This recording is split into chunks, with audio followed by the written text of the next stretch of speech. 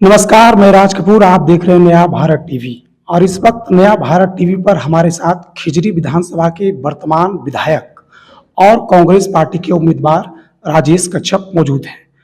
इनके क्षेत्र में क्या हाल चाल चल रहा है, जनता क्या रिएक्ट कर रही है और इनका पूरा चुनाव प्रचार किस दिशा में जा रहा है, इस मुद्दे पर विशेष बातचीत आज इनसे करेंगे। तो सर, सबसे पहले आपका नया भारत टीवी पर स्वागत है। बहुत बहुत धन्यवाद। नया भारत टीवी की ओर से मैं समस्त झारखंड वासियों को आगामी 13 नवंबर और 20 नवंबर जो लोकतंत्र का महापर्व हो रहा है, उसमें इस अपील के साथ कि मतदान जरूर करें। तमाम लोगों का अधिकार है मतदान करना। आप तमाम झारखंड वासियों को मेरी शुभकामनाएं। सवालों की शुरुआत करेंगे सर। सबसे पहला सवाल है कि हम जिस दिन आपका नामांकन हो रहा था, हमारी नया भारत की टीम साथ थी। उस दिन हजारों लोगों की भीड़ नया भारत टीवी ने देखा। आज चुनाव प्रचार करते हुए आपको 3-4 दिन हो गए हैं। क्या लग रहा है माहौल जो उस दिन था और अभी का? देखिए, मैं जब से चुनाव जीता हूँ और उसके चुनाव जीतने के तुरंत बाद 19 से 21 कोरोना काल और लॉकडाउन रहा। लॉकडाउन में भी मैंने सेवा देने का काम किया। मैं कभी घर पे बैठा नहीं। 2-2 3-3 बजे रात को जो बन पड़े, जो औषधि से लेकर के, दवाई से लेकर के, मास्क से लेकर के, चावल दाल से लेकर के, मेडिकल तमाम चीज़ों में तमाम लोगों को प्रोत्साहित किया। लोगों को समाज में एक भय का वातावरण था, उसको कंट्रोल करने में जगह जगह जाने का काम किया। उसके तुरंत बाद में 2022 से फिर जीवन नॉर्मल होता है। जीवन नॉर्मल हुआ तो उसमें फिर 2.5 साल में बहुत चुनौतियां थी। बहुत सारे रोड, नाले, पुल, पुलिया, उसके अलावा जो सामाजिक, धार्मिक, राजनीति तमाम बिंदुओं पे काम किया। मैं डे 1 चुनाव लड़ता रहा हूँ और मैं कोई आज नया कुछ नहीं कर रहा हूँ। मेरा जो शेड्यूल है, मैं उस शेड्यूल से नहीं हटा हूँ। हाँ, पहले था कि मैं 10-11 बजे तक लोगों से मिलता था, एक एक जन से। अभी क्या है कि जो सुबह में जो मुलाकात कर पाए, मुलाकात चूंकि क्षेत्र में भी भांपना, क्षेत्र को भी जानना जरूरी है। एक बार आप चल जाइएगा तो लोगों का एक मानसिकता होता है कि माननीय विधायक क्षेत्र भ्रमण पे आए थे। आज मेरा शेड्यूल कोई नया शेड्यूल नहीं है। जो मैं कल कर रहा था वही आज भी कर रहा हूँ और एक उम्मीद और आशा विश्वास है कि जो परफॉर्मेंस 5 साल का रहा, मैंने कोरोना काल में जो सेवा दिया है उससे विधायकी से मैं संतुष्ट हूँ कि जो जनप्रतिनिधि को करना चाहिए। कोई मैंने बैठ करके घर में कोई योगा नहीं किया या बैठ करके जो कोई खाना बनाने मैं नहीं सीखा। भाजपा के लोग खाना बनाने सीख रहे थे और योगा करके और खाना बनाते हुए उसको पोस्ट कर रहे थे। ठीक है, लॉकडाउन था, लेकिन जनप्रतिनिधि का दायित्व आपसे, आपका जान से ज्यादा दूसरों का जान को सुरक्षित रखना होता है। आपके परिवार को तो परिवार को तो हर कोई देखता है, लेकिन परिवार रूपी जो समाज है, जो क्षेत्र है, उसको भी आपको, उस पर भी अपना दायित्व निभाना पड़ता है। और भाजपा के लोगों का पोस्ट मैं आज जब पीछे जाता हूँ 19 के आसपास में, मैं देखता हूँ, क्योंकि सोशल मीडिया का जमाना है, तो भाजपा के लोग कहीं कहीं योगा करते नजर आए और कहीं कहीं पे आपको दिया जलाने का काम किया, कहीं कहीं पे वो, और उसके बाद में अपना खाना उना बनाने का काम किया। सिर्फ वही पोस्ट है। लेकिन मैंने प्रवासी मजदूरों को भी मैं लाया। वहाँ जो बाहर प्रवासी मजदूर थे उनको उनको लाने का काम किया।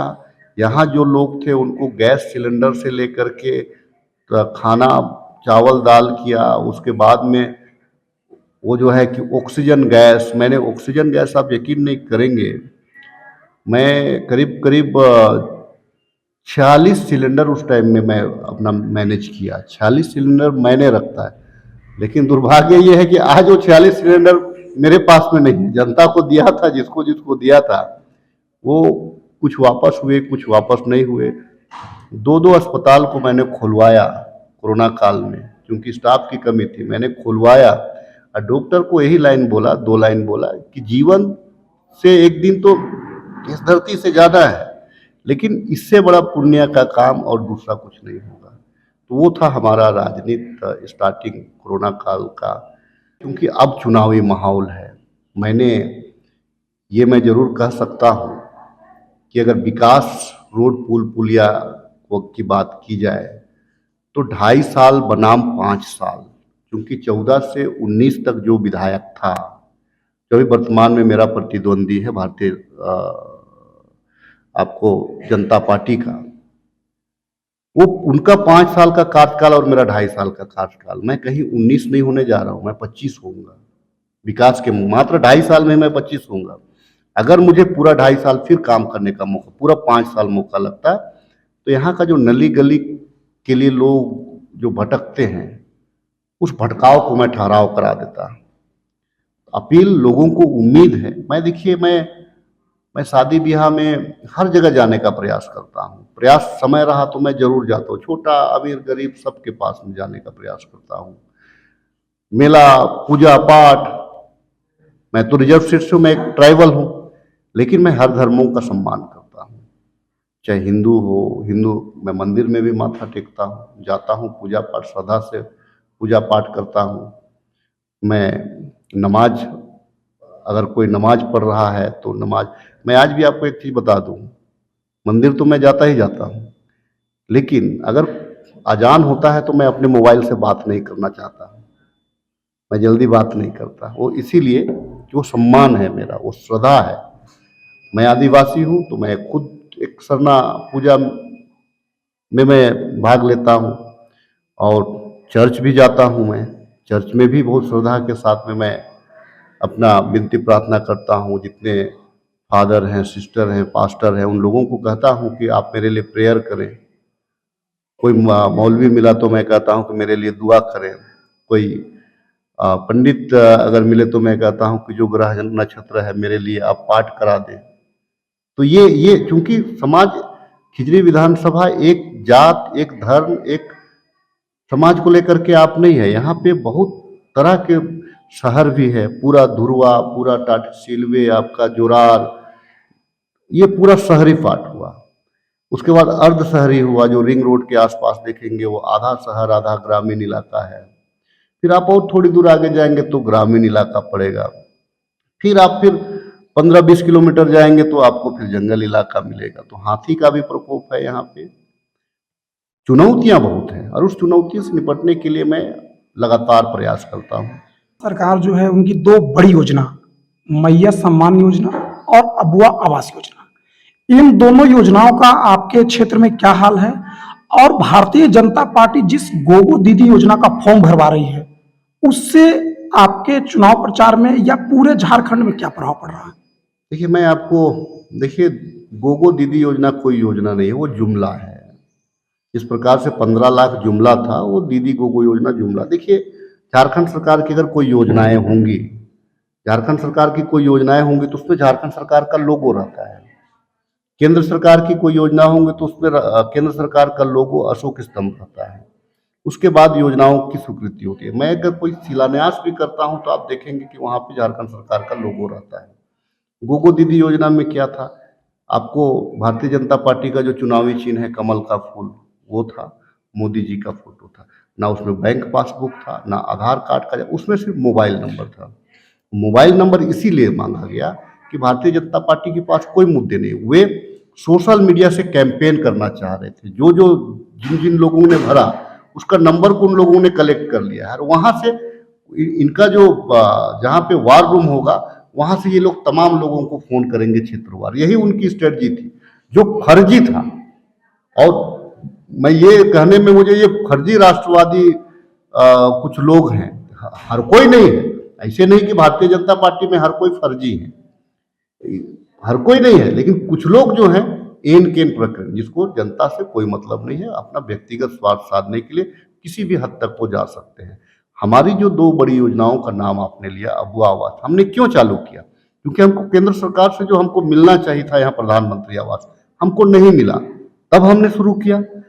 हम यहाँ पे सर्जन मैया सम्मान क्यों किया? मैया सम्मान इसीलिए किया कि यहाँ की जो बच्चियां हैं उनकी बढ़ते शरीर को पौष्टिक भोजन की आवश्यकता पड़ती है। शरीर शरीर में जब बदलाव होता है तो उनका उनका एक अलग ज़रूरत होता है बढ़ते बच्चियों का। उसके अलावा जो स्कूल कॉलेज जा रही हैं तो 1,000 रुपया उनके लिए बहुत मायने रखता है।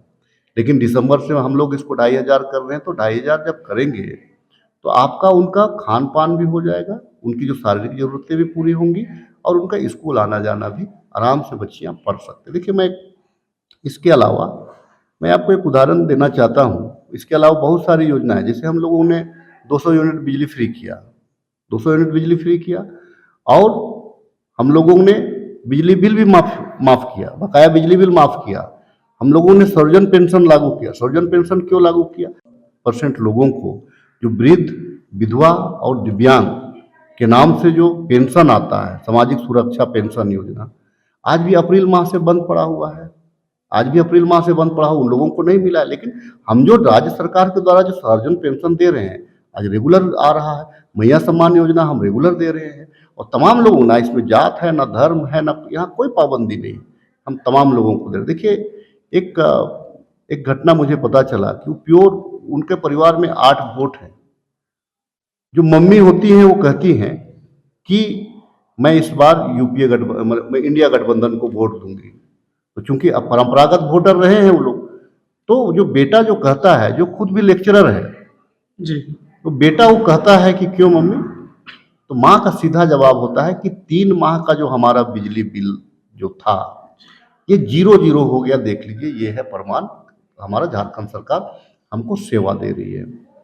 एक मैं आपको फिर भारतीय जनता पार्टी के वोटर्स के पास ही मैंने सर्वे करवाया, मतलब मैंने पूछवाया था। उन लोगों ने क्या कहा, 14-15 साल शादी हो गया, मेरे पति ने भी कभी मेरे अकाउंट में कभी 500,000 रुपया नहीं डाला, लेकिन झारखंड सरकार ने मेरे अकाउंट में 1,000 रुपया डाला। तो हम लोग तो देंगे जो हमको सम्मान दिया है। कहने का मतलब है जो हमको मैया सम्मान योजना के तहत हमको जो लाभ पहुंचाने का या हमको जो एक सम्मान देने का काम किया है, हम उनको देंगे और उनको विश्वास है कि हम 2,500 रुपया भी देने जा रहे हैं। उसी प्रकार से बहुत सारे बच्चे हैं जो खास करके आदिवासी के नाम से तो तमाम लोग राजनीति कर रहे हैं, लेकिन हम 11 ST SC बच्चों को हम विदेश भी पढ़ने के लिए भेज रहे हैं। जी। हाँ, जयपाल सिंह मुंडा पारदेशी हमारा योजना जो है हम भेज रहे हैं। जो बच्चे पढ़ नहीं पा रहे, ट्रेनिंग करना चाहते हैं, उसके लिए हम गुरुजी क्रेडिट कार्ड के माध्यम से उनको 15 लाख रुपया का लोन व्यवस्था करा। लेकिन आपको उसके लिए वेबसाइट में जाना होगा और वो लोन का चुकता कब होगा? जब आपको जॉब लग जाएगी, आपको जब नौकरी होगी, तब से आप फिर 4% आप देंगे। कब? आज आप ले रहे हैं 2024 में, आपकी नौकरी अगर 2028 में लगती है तो आप 2028 से देना शुरू करिएगा और वो भी जो रेट है उसका 4% का इंटरेस्ट है। आपको उसमें पैसा नहीं अगर आप 10 लाख रुपए लिए हैं तो 28 में भी अगर आप लेना आपका नौकरी हो गया तो आप 28 से देना शुरू करिएगा।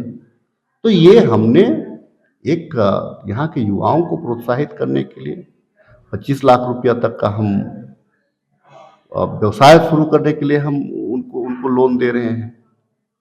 तो उनको भी हम उसमें भी हम 50% हम बेयर कर रहे हैं, 50% वो कर रहे हैं, कमा करके कर रहे हैं। तो झारखंड सरकार की योजनाओं के आगे भाजपा के लोग नतमस्तक हैं। भाजपा के पास में कोई मुद्दे नहीं है, तभी तो ये लोग गोगो दीदी योजना बोलता है, कभी बोलेगा डेमोग्राफी की बात करेगा। अब एक नया बयान इन लोगों का आया कि भाई हम हुसैनाबाद का नाम को हम चेंज कर देंगे। हुसैनाबाद किसने रखा? अरे भैया, तुम अपना क्या है तुम्हारा, बता तो दो, एक योजना तो बता दो। आप मनरेगा में जितने मजदूर काम किए हैं, मनरेगा का आपने पैसा नहीं दिया है, आपकी एक योजना तो मुझे बता दीजिए। आपने डोभा खुलवाया था, आपने शौचालय बनवाया था, ये मैं आपकी महानता मान सकता हूँ। शौचालय की क्या स्थिति है आप देख सकते हैं, डोभा की क्या स्थिति आप देख सकते हैं। इनके पास ये लोग मुद्दा विहीन लोग हैं और हमारे पास में मुद्दों की कमी नहीं। भारतीय जनता पार्टी लड़ी थी तो उनके साथ आजसू नहीं थी, जनता दल यू नहीं थी। इस बार उनके साथ भारतीय जनता पार्टी के साथ आजसू भी है, जनता दल यूनाइटेड भी है और आपके साथ कांग्रेस में तमाम दल हैं। तो क्या लगता है कि उन दलों के साथ आने से आपके वोट बैंक पर, आपके क्षेत्र में कोई प्रभाव पड़ेगा? हमारे पास भी माले जुटा है, हमारे पास भी माले जुटा है। माले का भी अपना वोट है। माले केडर पार्टी है माले। भले हमारा, देखिए उसी वोटर पे ये लोग लड़ रहे हैं, जो आजसू भाजपा मिला जुला करके उसी वोटर पे ये लोग लड़ रहे हैं। देखिए ये लोग पोलराइज करना चाहता है वोटर को, लेकिन जनता, झारखंड की जनता समझती है, इनके बरगलाने से भी लोग भटकेगा नहीं। लोगों को विश्वास है, आस्था है हमारे इंडिया गठबंधन पे। हमारी जो सरकार होगी आने वाले दिनों में, उनको यकीन है कि हमारी जो सरकार होगी आने वाला दिन में बड़ा बड़ा झारखंड के लिए एक लकीर खींचने जा रही है। इसीलिए लोग इंडिया गठबंधन की सरकार को लाना चाहते हैं। आप आदिवासी नेता हैं और दूसरी बार चुनाव में है, तो क्या जिस तरह से आप बता रहे हैं कि क्षेत्र की जनता आपके साथ है, और सबसे बड़ी बात आपने जिन योजनाओं का जिक्र किया, उन योजनाओं का जिक्र रांची से लेकर दिल्ली तक है, तभी जिस तरह की योजना भारतीय जनता पार्टी, जिसे आपने जुमला करार दिया, तो क्या क्षेत्र की जनता इस तरह से आपको समर्थन देती है? तो मैं झारखंड के होने वाले किसी आदिवासी मंत्री से बात कर रहा हूं। देखिए आला कमान जो निर्णय और जो जिम्मेदारी देती है उसको स्वीकार करना पड़ता है। आला कमान अगर मुझे कहीं कोई विधानसभा का भी प्रभारी बना के भेजेगा तो मैं जाऊंगा, कोई पंचायत का भी प्रतिनिधि बना करके भेजेगा तो मैं जाऊंगा। आला कमान अगर सरकार में, अगर सरकार चलाने के लिए की भी जिम्मेवारी देगी तो मैं उसको कर निभाऊंगा। आला कमान का जो निर्णय हो, मुझे संगठन में भी अगर आला कमान रखती है तो मैं उस जिम्मेवारी को भी निभाऊंगा। सरकार में रह करके आला कमान का जो भी निर्णय और जो भी आदेश होगा उसका अक्षर पालन किया जाएगा। पिछली बार आपकी जीत का अंतर लगभग 5,000 था, इस बार क्या कुछ उम्मीद है? देखिए पिछली बार 2014 में कांग्रेस पार्टी, कहने का मतलब है उस टाइम के यूपीए गठबंधन जो है, यूपीए गठबंधन कांग्रेस पार्टी यहाँ से 29,000 वोटों लाई थी और 65,000 से हारी थी। 2014 में हम 65,000 से हारे थे, बड़ा मार्जिन लेकर के उस टाइम के विधायक ने अपने जीत, भाजपा के विधायक ने जीत हासिल की थी। उस 65,000 को पाट करके 71,000 एक्स्ट्रा वोट लाया गया, उसके बाद में हम चुनाव जीत हुआ है। इस बार मार्जिन, उम्मीद नहीं, विश्वास करता हूं कि जो काम और जो संबंध है लोगों के साथ में, उम्मीद ही किया जा सकता है और विश्वास किया जा सकता है कि वो मार्जिन जो है वो बढ़ेगा। अब आखिरी जो मैं एक बड़ा सवाल करने जा रहा हूं, मैं पिछले 2-3 दिन से लगातार आपके क्षेत्र में घूम रहा हूं, और मैं नया भारत टीवी के दर्शकों को ये बात बता दूं, नया भारत के संपादक होने के नाते बता दूं, कि इन्होंने जो बात कही कि इनको 2.5 साल का ही कार्यकाल मिला, ये इनसे पहले इनके क्षेत्र की जनता ने बताया है नया भारत टीवी पर, कि 2.5 साल ही विधायक जी को मिला, उसमें ही उन्होंने काम किया है और बेहतरीन काम किया है। आप हमारे टीवी पर रिपोर्ट देख सकते हैं। लेकिन मैं क्षेत्र की जनता की तरफ से एक सवाल ये भी करना चाहता हूं कि भारतीय जनता पार्टी में जो उनके बड़े नेता हैं, दूसरे राज्यों के नेता, मुख्यमंत्री हैं, कैबिनेट मंत्री हैं, लगातार कैंप कर रहे हैं, और यहां जब मैं लोगों से बातचीत कर रहा था तो उन्होंने कई लोगों का नाम तक नहीं पता था। तो क्या आपको लगता है कि भारतीय जनता पार्टी के पास कोई स्थानीय बड़ा चेहरा नहीं है, या फिर हेमंत सोरेन की योजनाओं से और जो उन्हें समर्थन मिल रहा है उससे घबरा गई है? देखिए भारतीय जनता पार्टी देश के लिए, या जहाँ पे उनका राज्य में उनकी सरकार है, उन राज्य के वासियों के लिए वो कार्य नहीं करती है। अगर मैं आपको बता दूं, यहाँ पे बारंबार छत्तीसगढ़ के मुख्यमंत्री आते हैं, जी। बारंबार उड़ीसा के मुख्यमंत्री आते हैं, बारंबार असम के मुख्यमंत्री आते हैं, बारंबार कैबिनेट मंत्री जो है हमारे शिवराज सिंह चौहान आते हैं। क्या फाइलों से आपको इतनी फुर्सत है? फाइलों से इतनी फुर्सत है कि आप अपना एक एक महीना का टाइम दे रहे हैं? और मेरे क्षेत्र में तो शिवराज सिंह चौहान 3 पंचायत में स्वयं बैठक, पंचायत की बैठक कराए। शिवराज सिंह चौहान, निश्चित तौर शिवराज सिंह चौहान 3 बैठक उन्होंने कराया। हेमंत तो विश्व शर्मा जी कम से कम 6 पंचायतों का पंचायत वार उन्होंने भ्रमण किया। मुझे ये समझ में नहीं आ रहा है कि इतना समय होता है क्या मुख्यमंत्री और कैबिनेट मंत्रियों का? अभी मुझे एक बात समझ में नहीं आ रहा है कि ये लोग पूरा दक्षिणी छोटानागपुर को एक बार में इनका 13 फर्स्ट चरण में इनके चुनाव करा रहे हैं। खिजरी और सिल्ली को क्यों छोड़ दिया मुझे ये नहीं पता है। हो सकता है कि आपको आजसू सुप्रीमो का दबाव है कि भाई मोदी जी उनके लिए कार्यक्रम करें, लेकिन मुझे आज भी समझ में नहीं आ रहा है कि तमाड़ रांची का पूरा सब सीट में फर्स्ट चरण में चुनाव मुझे सेकंड चरण में क्यों कराया गया। बाद में पता चलता है कि 12 तारीख को मोदी जी की खिजरी में बड़ी एक सभा है, 12 तारीख को, 12 नवंबर को। और ये भी पता चल रहा है कि 16 नवंबर को अमित शाह जी का खिजरी में फिर कार्यक्रम है।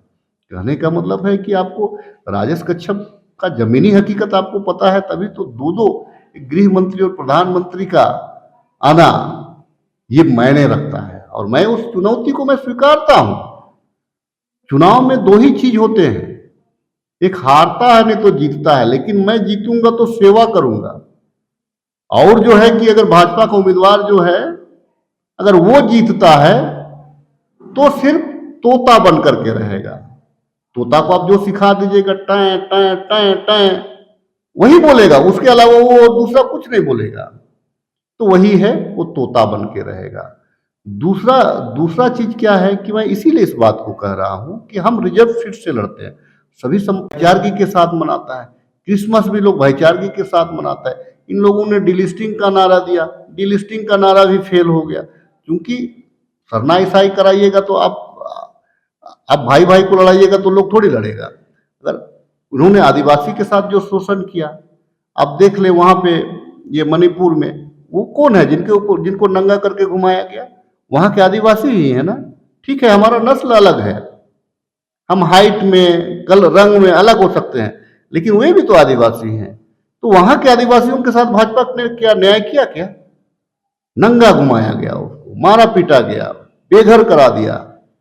अब ये लोग जो है ये लोग ना हिंदू का है, ना ये लोग मुसलमान का है, ना ये लोग आदिवासी का है, ये किन्हीं का नहीं है। ये लोग सिर्फ सत्ता का लोभी लोग है और सत्ता का भूखा लोग है, जो एन केन प्रकरण सत्ता हासिल करके जो खनिज संपदा है उसको उनके जो आका हैं, उनके जो बड़े उद्योग, छोटे उद्योगपतियों की मैं बात नहीं कर रहा हूँ, बड़े उद्योगपति जो है जो निगल जाएगा पूरा झारखंड को, वैसे लोगों को राज्य को सौंपना चाहते हैं। अभी 2-3 दिन से लगातार एक खबर चर्चा में है, सोशल मीडिया पर भी और मीडिया पर भी लगातार भारतीय जनता पार्टी इसको प्रमोट भी कर रही है, अपने तरीके से अपने अपने बता रही है। और वो खबर है कि आप ही के पार्टी के एक बड़े नेता हैं इरफान अंसारी, उन्होंने एक ऐसा बयान दिया है कि उससे सियासी तूफान खड़ा हो गया है। इस चुनाव में, झारखंड के चुनाव में उस बयान का क्या असर है और आप उसके बारे में क्या कहना चाहते हैं? देखिए, नया भारत चैनल के माध्यम से मैं ये कहना चाहूँगा कि भारतीय जनता पार्टी के लोग शब्दों को तोड़ मरोड़ करके उसका इस्तेमाल कर रहे हैं, शब्दों को तोड़ मरोड़ करके उसका इस्तेमाल कर रहे हैं। और डॉक्टर इरफान अंसारी ने किसी का नाम नहीं लिया, मैंने भी वीडियो देखा, इंटरव्यू उसका जो था मैंने देखा। देखिए, भारतीय जनता पार्टी के लोग महिला विक्टिम कार्ड खेलना चाह रहे हैं, एक घड़ियाली आंसू रोना चाह रहे हैं वो लोग।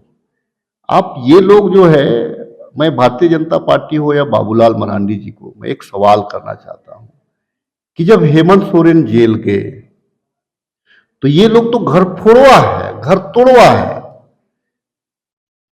गुरुजी बीमार है, माता रूपी बीमार है, क्या बड़ी बहू का दायित्व नहीं बनता था कि घर में रह करके परिवार को संभालती? ना जाने कल्पना भाभी के बारे, आदरणीय हेमंत सोरेन जी की धर्मपत्नी के बारे क्या क्या अनारगल बातों का इस्तेमाल नहीं किया गया। हत्यारा तक कहा गया उस परिवार को, सोरेन परिवार को। अगर आपके अंदर में इतना ही अगर घुटन था तो फिर तीन बार जामा से आप गुरुजी का आशीर्वाद लेकर के विधायक क्यों रहे? उसी टाइम रिजाइन कर देते भैया। अभी आपको हमदर्दी चाहिए गुरुजी का कि नहीं, सोरेन परिवार की बहू को इसे कहा गया? कभी नहीं कहा, इरफान ने कभी नहीं कहा। उन्होंने कहा रिजेक्टेड। तो वहां पे देखिए, जो सीता भाभी हैं, सीता भाभी कभी जामताड़ा से राजनीति तो की नहीं है, सीता भाभी जामा से राजनीति करती है। भारतीय जनता पार्टी को जामा से उनको टिकट देना चाहिए था। उनका राजनीतिक कैरियर बर्बाद करना चाहती है। लोकसभा का जब टिकट मिला तो आपको जामताड़ा से बहुत बुरी तरह से उनका हार हुआ है। तो उस हार का बदला लेने के लिए वो व्यक्ति विशेष पे कभी नहीं कहा इरफान अंसारी ने कि भाई उन्होंने किसी का नाम लिया है। बोलचाल की भाषा में हम कपड़ा लेने के लिए भी जाते हैं तो रिजेक्टेड माल है कहते हैं। हम कोई शादी ब्याह अगर हो रहा है, अगर मान लीजिए कि कोई कप प्लेट है तो हम वहां भी रिजेक्टेड माल कहते हैं। तो ये जो बोलचाल का भाषा को अगर शब्दों का आप उसमें घोल मोल में इस्तेमाल करके उसका राजनीतिक लाभ लेना चाहिएगा तो जनता उसको आपको नहीं देने जा रही है। दूसरी चीज है, अगर इन लोगों को उतना ही अगर देखिए एसटी एससी में मुझे पता चल रहा है कि एसटी एससी आयोग में लोगों ने केस किया। ये कहां चले गए थे, कहां मर गए थे ये तमाम लोग, कहां कहां खो गए थे जब सुधीर चौधरी ने हेमंत सोरेन के बारे में कहा था कि 100 साल पहले आदिवासी जंगल में रह करके कंदमूल खाते थे, वनवासी थे, वो पत्ता का कपड़ा पहनते थे। कहां गया था उस टाइम में आदिवासी प्रेम इन लोगों का एसटी एससी आयोग में? ये उस टाइम में भारतीय जनता पार्टी के लोग नहीं गया। उन्हीं की नेत्री थी सीमा पात्रा, जो एक आदिवासी बच्ची को रोड से जला करके मारने पीटने का काम करती थी। महासचिव थी। क्यों नहीं बोला एक बार जब यहां पे कल्पना भाभी को इन लोगों ने क्या नहीं कहा, किन किन शब्दों का प्रयोग नहीं किया। दोनों बेटियां तो नाबालिग हैं, दोनों बेटियां तो नादान है, हमारी भी बेटियां हैं, दोनों मेरी भी बेटी है। बहुत दिल से सम्मान करता हूं मैं भाभी का भी, लेकिन ये विचारों का लड़ाई है, ये आइडियोलॉजी की लड़ाई है। उस आइडियोलॉजी जहां पे आप गए हैं उस आइडियोलॉजी में आपका वहां सम्मान नहीं है। मैं तो आग्रह करना चाहूंगा भाभी से, क्या ये गुरुजी का बड़ा दिल है, माँ रूपी सोरेन का बड़ा दिल है, आप आइए और माफी मांग करके वहां का बड़ी बहू का धर्म निभाइए, ना कि भारतीय जनता पार्टी के इशारे पे कठपुतली बनिए। अगर आपका उतना ही हमदर्द होता, ये लोग अगर हमदर्द होता तो आपको ये लोग जामा से चुनाव लड़ाता, ना कि आपको हारने के लिए छोड़ दिया है। इरफान अंसारी, जितना मैंने देखा है इरफान अंसारी को, इरफान अंसारी आदिवासियों के लिए लड़ते नजर आते हैं। पूरे सत्र में, पूरे विधानसभा में आदिवासियों के पक्ष में वो बोलते हैं। आप कैसे बोल देते हैं कि इरफान अंसारी आदिवासी विरोधी है या महिला विरोधी है? नहीं, हमेशा सम्मान किए हैं। सीता भाभी का तमाम लोग सम्मान करते हैं, लेकिन कल्पना भाभी भी हमारी भाभी है, उसके बारे में भी अनारगल बोली नहीं, भाजपा के लोगों को नहीं बोलना चाहिए। जब से सीता भाभी गई हैं, कल्पना भाभी के बारे में अनाप शनाप बोलने। दुख की घड़ी में कल्पना भाभी ने परिवार को संभाला। जब हेमंत सोरेन मुख्यमंत्री होकर के जब जेल गए, परिवार को भी संभाली, राजनीति को भी संभाली, और एक डायनामिक लीडर के रूप में उभर करके आई। लोकसभा में उनका परफॉर्मेंस देख लीजिए, झारखंड में उनका नाम नहीं रहा, पूरे देश में अपना नाम, अपना लोहा मनवाने का काम किया। लोग उड़ीसा में उनका डिमांड करते थे कि स्टार प्रचारक बन करके आए, छत्तीसगढ़ में उनका डिमांड है कि स्टार प्रचारक बन करके आए। तो उस टाइम में भाजपा के लोगों को तो ये नहीं सूझा। अगर सोरेन परिवार की बहू अगर सीता भाभी है तो सोरेन परिवार की बहू कल्पना भाभी भी है। इस चीज को भाजपा के लोगों को समझने का जरूरत है। ये लोग घर तोड़वा लोग है, घर फोड़वा लोग है ना, इनका कोई मतलब नहीं। ये अपने परिवार के नहीं हो सकते, दूसरे की ये क्या बात करेंगे। डॉक्टर इरफान अंसारी भारी मोहब्बत से मैं सीता भाभी के साथ में जो आदेश करेंगे मैं भी मानूंगा उनका, लेकिन जहां पे आइडियोलॉजी की बात है, मुख्यमंत्री तो आपका देवर हेमंत सोरेन ही बनेगा, ये मैं आपको कहना चाहता हूं। आओ, क्योंकि आपके देवर को बनाना है मुख्यमंत्री, इसलिए जामताड़ा की जनता इरफान अंसारी जो सहयोगी है, इरफान अंसारी को चुनने का काम करेगा। आप गलत राह में और गलत जगह पे चले गए हैं, लेकिन हमारे लिए हमारे मन में, हमारे दिल में आपके लिए बहुत सम्मान है। आप जब हमारे परिवार में आना चाहे, जब जो गुरुजी के शरण में आना चाहे, हम सहर्ष आपका स्वीकार करेंगे, हम आपको अभिभावक मानने को तैयार हैं। वक्त की कमी है, लेकिन मैं आखिरी एक सवाल ले रहा हूं कि मैं आपके क्षेत्र में घूम रहा था तो एक मुझे चीज पता चली कि एक व्यक्ति से बातचीत हो रही थी, उसने कहा कि मेरे घर में किसी की तबीयत खराब हुई तो मैं आयुष्मान भारत कार्ड योजना से जब इलाज कराने पहुंचा, जो मोदी जी की महत्वाकांक्षी योजना है, 55,000 रुपये खर्च हुए, लेकिन उस अस्पताल ने उस कार्ड को लेने से मना कर दिया, कहा कि ये कार्ड यहाँ नहीं चलता है। मैं सिर्फ इतना जानना चाहता हूं आपसे कि क्या हेमंत जी की सरकार आने के बाद या इस समय भी कोई ऐसी योजना, कोई इस चीज पे प्लान चल रहा है कि जिन लोगों को आयुष्मान भारत कार्ड का लाभ अगर नहीं मिल पा रहा है तो उसे कोई दूसरा लाभ दिया जाए? देखिए, जिस प्रकार से हम लोगों ने सौजन पेंशन किया और जिस प्रकार से हम लोगों ने अबुआ आवास किया, हम लोगों का प्रोग्राम है कि देखिए आयुष्मान कार्ड क्या है। आयुष्मान कार्ड में आपको अगर मान लीजिए हाथ में चोट आया तो उसका 15,000 है, सिर में चोट आया तो आपको उसका 25,000 है, पेट की बीमारी है तो उसका 45,000 है। आपका मान लीजिए कि अगर मान लीजिए कि घुटने का कोई परेशानी है, हड्डी का परेशानी है तो उसका 60,000 है। वो कोई एटीएम कार्ड जैसा नहीं है। वह जो है ना कि वो आप जिस बीमारी के लिए गए हैं, अगर वहाँ पे 15,000 है तो उसको 15,000 ही उसमें आपको राहत मिलेगा। हम एक कार्ड चलाना चाह रहे थे, लेकिन 2 महीना पहले हमारा सरकार को पहले चुनाव में धकेल दिया ये लोग। अगर हमको और 2 महीना मिलता तो मैं आपको बता दे रहा हूँ कि माननीय मुख्यमंत्री हम लोगों को ये मैसेज दिए हैं कि हम लोग 10 लाख रुपया देंगे, जो एटीएम कार्ड की तरह वो काम करेगा। लोगों को कोई भी बीमारी हो, 10 लाख रुपया तक आप उस कार्ड का इस्तेमाल कर सकते हैं। हाँ, 10 लाख के ऊपर अगर लगेगा तो उसको उसमें आप अपने भरिएगा। चाहे जो भी बीमारी हो, आपको उसमें 10 लाख रुपया, गंभीर बीमारी में 10 लाख रुपया तक का हम लोग उसका प्रावधान करने जा रहे हैं, ताकि आपका अगर हाथ टूट गया, 55,000 रुपया लग रहा है या 30,000 रुपया लग रहा है तो 30,000 वहां से कट जाएगा। आपको अगर इलाज कराने के लिए, आप अगर इलाज करा रहे हैं, आपको पेट का 1.5 लाख रुपया लग रहा है तो उसमें आपको 1.5 लाख हो जाएगा। मतलब कोई भी बीमारी, वो एटीएम की तरह साल भर में 10 लाख रुपया का प्रोविजन हम लोग निकालने जा रहे हैं। क्योंकि आज भी हम मुख्यमंत्री स्वस्थ राहत कोष के तहत में 10 लाख रुपया हम देते हैं। हम इसको संपूर्ण झारखंड के लिए वो व्यवस्था को हम लोग लागू कराना चाहते हैं। ये आज की बातचीत से जो राजेश कच्छप जी ने बताया है और इन्होंने जो क्षेत्र में काम किया है, जो 2.5 साल का इनका कार्यकाल अगर इसको कहा जाए तो, और जो मैं क्षेत्र के लोगों से बातचीत कर रहा हूं, तो कहीं ना कहीं जो इन्होंने काम किया है उसका असर साफ देखा जा रहा है। हम उम्मीद करते हैं कि आने वाले समय में जब वोटिंग का समय आएगा, जनता निर्णय लेती है, अधिक से अधिक संख्या में जनता बूथ तक पहुंचेगी, वोट देगी। लेकिन वोट के बाद परिणाम क्या होगा, नहीं होगा, ये तो जनता ही मालिक है, जनता ही तय करती है। अभी के लिए इतना ही। राज कपूर, रांची, नया भारत टीवी, झारखंड।